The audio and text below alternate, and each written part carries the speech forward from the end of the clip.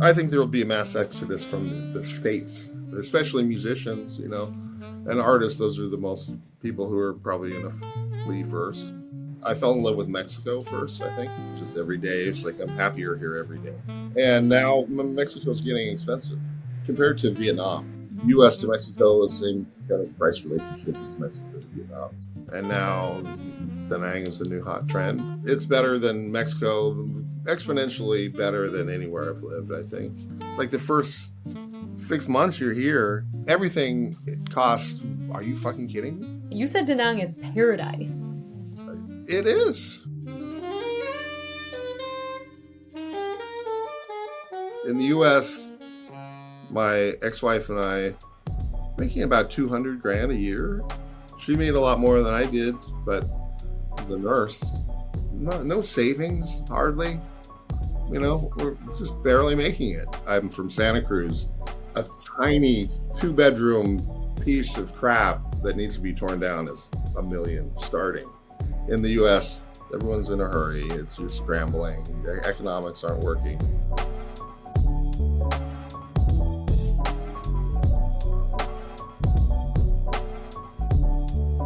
For art or music to happen, there has to be all these different financial factors, right? You've got to have, low enough rent, some work. You've got to either galleries or, clubs that are open. You've got to have audience, people that are coming, If any of those things are out of balance, and that's what happened in Portland, the whole art scene and the music scene will collapse. And then during the pandemic, it's just a lot of racial tension, a lot of anti-Latino, anti-Muslim, Latino-Muslim, yeah. During the pandemic, I kind of lost it. I was watching too much movies for sure. I get really nervous before all my gigs, and just, it wasn't fun anymore for me. I moved to Veracruz first for half a year, and then Mexico City. Mexico City was just much more happening, better music scene, more work for me. I miss Mexico City a lot, all the time. Did you say you lived in the Condesa area? Roma Norte. Okay, so you're living in like the hottest digital nomad in the world, heavy area. Yeah. I had a really good deal. I had a 3-bedroom, an old big 3-bedroom apartment right on the main street there. Maybe $700 or $800 a month, unfurnished, and the kitchen and bathroom were a total mess. It was just horrible. Horrible. But it was huge. It was a giant apartment. My windows were open all year round, wide open. Just perfect temperature all year round. Incredible music, food, art, dance, everything. And easy to live there. It's super easy. All through the pandemic, right? I think Oaxaca blew up, and Mexico City blew up. And now Mexico's getting expensive. Like, I'm paying the same amount for this bagel that I did back home. It's hard to buy groceries in Roma Norte. There are very few cheap stores. You still have to shop at the little smaller markets and everything.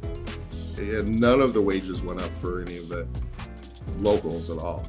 And it was feeling, I guess, being in Mexico City, I was feeling a little cut off from nature a little bit. That's the only thing that was lacking there. It just feel like I want to, walk by on the beach or, get out a little bit more, go swimming or something.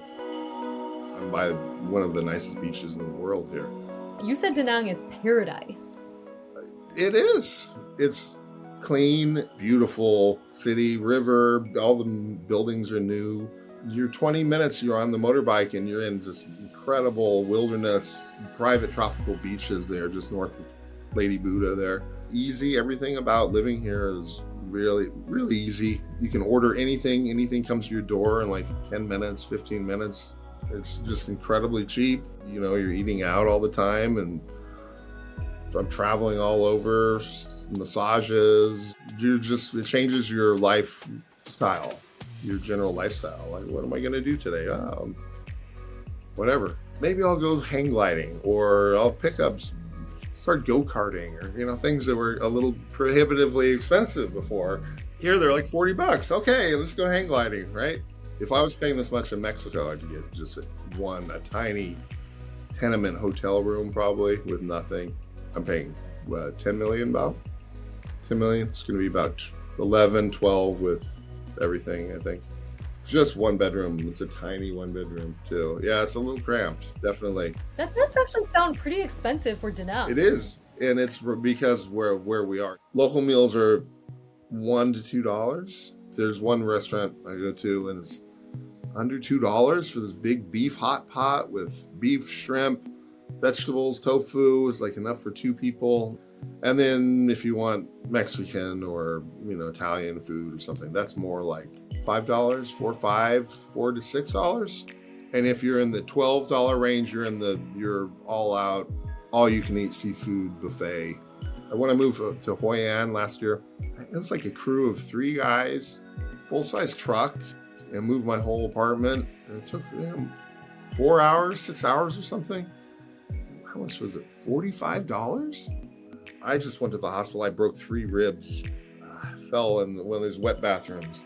It cost me like $200 for an MRI and an X-ray and all the consultation. And unless you have something like a cancer, the heart attack, transplant, liver transplant, you can pay out of pocket. For instance, David has a house in Mexico and an apartment, and he's renting both out, living here on about $1,200 a month in Da Nang from that rental.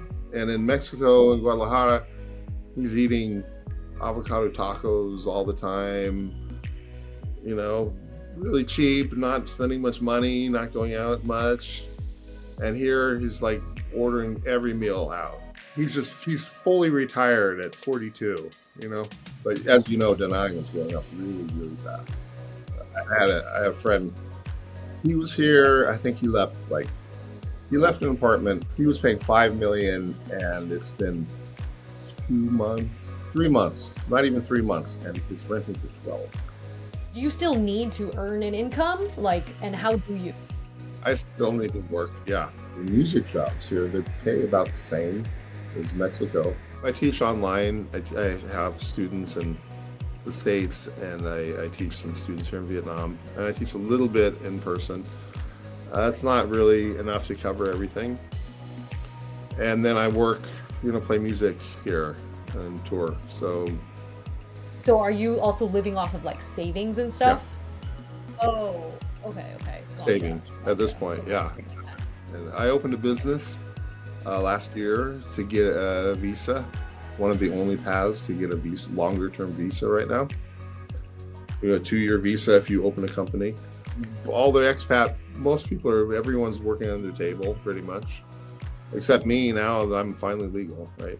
They're not cracking down on the expats working a little bit under the table. I've seen this gentrification thing happen over and over again. Personally, I've been a part of it. I think that happens anytime people are escaping gentrification. They move somewhere else, and then of course they're going to be part of the gentrification that's happening. Right, you're looking for where's that edge of the cheaper places that are still not totally developed and in the line of the development.